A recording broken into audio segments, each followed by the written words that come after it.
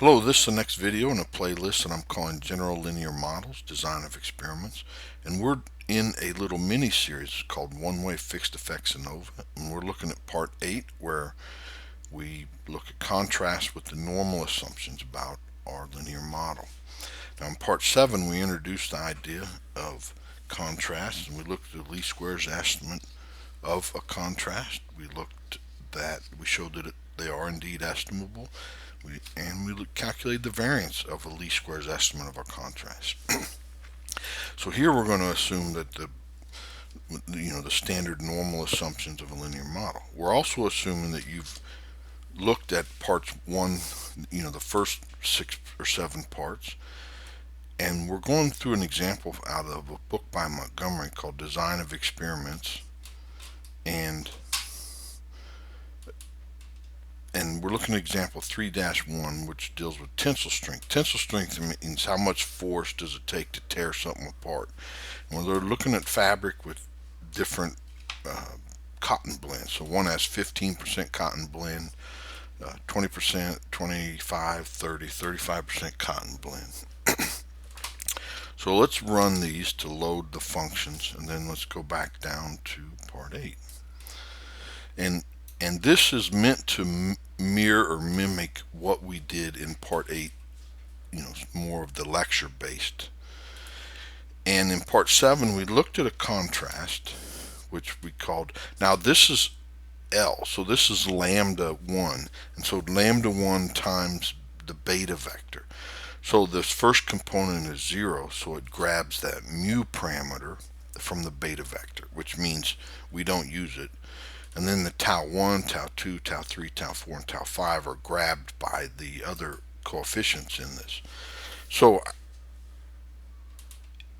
and so to calculate the least squares estimate of this contrast, we calculated this here. And that was part 7, and we're going to carry this through. So that's 2.59.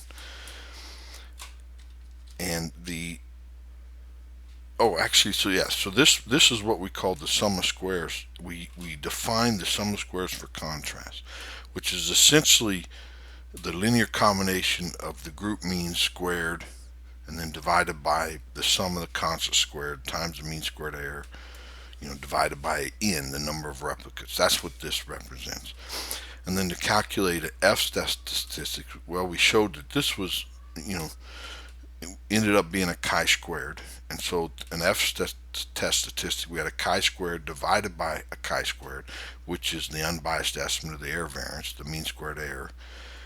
And we showed they're independent. And anyway, so this is it. The F statistic is 0.32. The p-value associated with that is the area in the tail. And that's what the PF function does. Now let's use R to calculate what we just did. So here, TSE, tensile strength experiment, it's just a data frame that we created with 2 columns. One column was a tensile strength, so what's the Y, or the dependent variable, and then we had a column called treatment, and it was a factor. And one of the attributes associated with the factor are contrast. So we can store a set of contrasts in the attributes of this factor random variable. And notice that we're storing the lambda 1 minus 1. Now minus 1 says get rid of that first component and keep everything else, because a contrast is really those coefficients, not that first 0.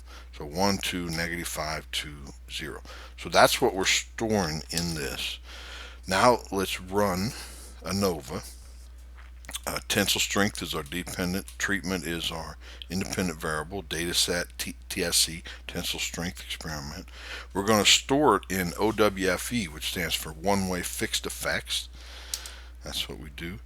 And now we're going to show how to grab or calculate the sum of squares for that contrast. And technically we don't need to use this .AOV. We could just use summary. But everything that I've read, it says when you start using contrast in this summary, it's best to use the .AOV, because then it forces it to use this split function or the split command, and let's just run it here.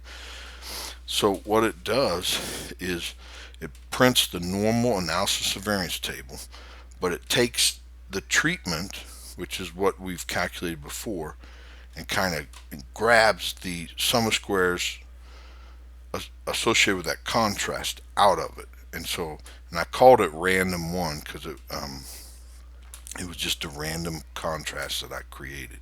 So the sum of squares is 2.6. Now let's see if we can raise this up to, so look at this, 2.594, which is 2.6 rounded.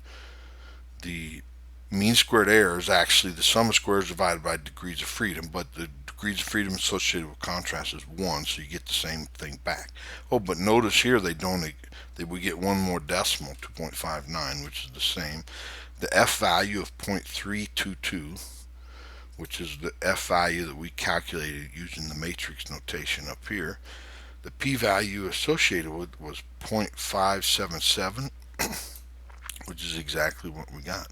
But this is how we would do it in R, and then this is how you do it with matrix notation and more of a theory-based method here. Okay, so now in part 7 we also introduced another contrast called L2 or lambda 2 in the lecture video, L in the program here. And this was it right here. Now remember, the L was a linear combination of the beta, so it grabs that 0, or it has a 0 in the first component to grab that mu parameter. And so the remaining, this is C1, C2, C3, C4, C5.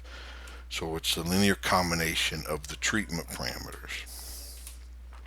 This is the sum of squares associated with that contrast, 5.5. Now let's do this in, we're going to calculate the F using sort of the matrix notation. It's the ratio of the sum of squares contrast divided by its degrees of freedom, divided by an unbiased estimate of the error variance divided by its degrees of freedom. So this creates an F test statistic. The p-value associated with 0.49. Now let's do it in R. So we have to put new contrast attributes into our random variable treatments, and we're going to use this lambda 2 minus that first component, that 0, because that's really not part of it. So let's enter it, and then we have to rerun the model with these contrasts associated with the factor variable treatment, and then we run summary.lv, and again, we don't technically need that, but everything I've read says run it to force it, and we run it, and then let's compare what we got using the matrix notation. So sum of squares 5.5, 5.5. Of course, the mean squared error is the same. The F value 6.685 here, 4 here because of rounding. P value 0.418, 418, so it's the same. So we are calculating, what R calculates is the same thing that we did in the presentations. Well, that's all I have for the contrast with the normal assumptions. The next video we're going to look at orthogonal contrast, and we're going to start doing that. In the 10th video, or the part 10, we deal with partitioning the sum of squares treatment. Well, I hope you enjoyed this. I sure did. Please like the video and subscribe so you don't miss the next one. Thanks. Bye.